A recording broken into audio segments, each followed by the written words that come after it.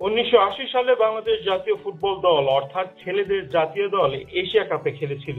সেবার সালাউদ্দিন চুন্নুদের পারফরম্যান্স সবার নজর কাড়ে। শক্তিশালী উত্তর কোরিয়ার বিপক্ষে লড়াই করে 3-2 গোলে আর সিরিয়ার কাছে মাত্র 1 গোলে হারে বাংলাদেশ দল। শুরু সেই শেষ। এরপর 45 বছরে আর এশিয়া কাপের মূল পর্বে নাম লেখাতে পারেনি বাংলাদেশ। ছেলেদের পর্বে আবার কবে সেটা হবে তা বলা মুশকিল, তবে তার আগেই সেই বন্ধত্ব ঘুচিয়ে দিল মেয়েদের দল। বাছাই পর্ব থেকে প্রথম দল হিসেবে 2026 এশিয়ান কাপ নিশ্চিত করেছে আফ্রিকা ঋতুপর্ণারা। দেশের ফুটবলে লেখা হলো নতুন ইতিহাস। প্রথমবারের মতো এএফসি নারী এশিয়ান কাপের চূড়ান্ত পর্বে জায়গা করে নিয়েছে বাংলাদেশ নারী দল।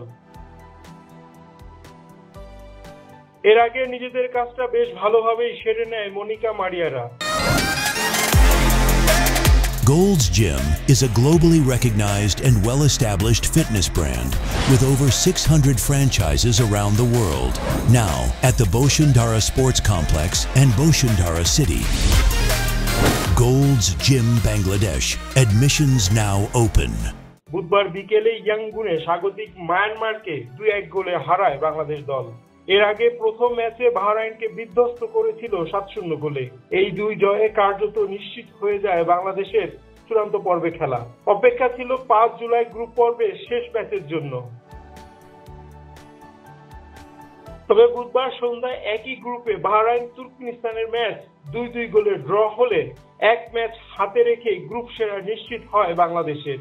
এতে নিশ্চিত হয়ে যায় 2026 সালে অস্ট্রেলিয়ায় হতে যাওয়া এশিয়ান কাপের চূড়ান্ত পর্বে বাংলাদেশের খেলা। এশিয়ান কাপ বাছাই পর্বে 2 জয়ে বাংলাদেশের পয়েন্ট 6, মিয়ানমারের 3 আর বাহরাইন ও তুর্কমেনিস্তানের ঝুলিতে 1 পয়েন্ট করে।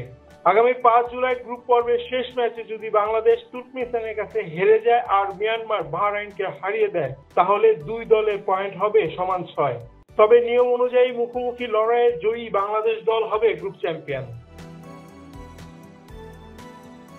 বাছাই পর্ব থেকে এশিয়ান কাপের চূড়ান্ত পর্বে ওঠা প্রথম দল বাংলাদেশ।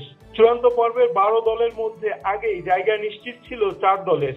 স্বাগতিক অস্ট্রেলিয়া আর সবশেষ আসরের সেরা 3 দল জাপান, দক্ষিণ কোরিয়া ও চীন। এবার তাদের সঙ্গে যোগ হবে বাছাই পর্বের 8 গ্রুপের চ্যাম্পিয়নরা।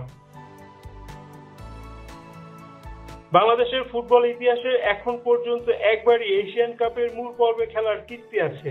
2080 সালে কুয়েতে খেলেছিল বাংলাদেশ জাতীয় পুরুষ দল। এরপর আর কখনো বাংলাদেশের কোনো জাতীয় দল এশিয়ান কাপে খেলতে পারেনি।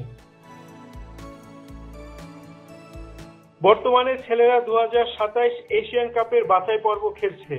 প্রথম 2 ম্যাচ থেকে মাত্র 1 পয়েন্ট সংগ্রহ করেছে জামাল হামজারা। ফলে এই মুহূর্তে তাদের চূড়ান্ত পর্বে ওঠার পথ কিছুটা কঠিন।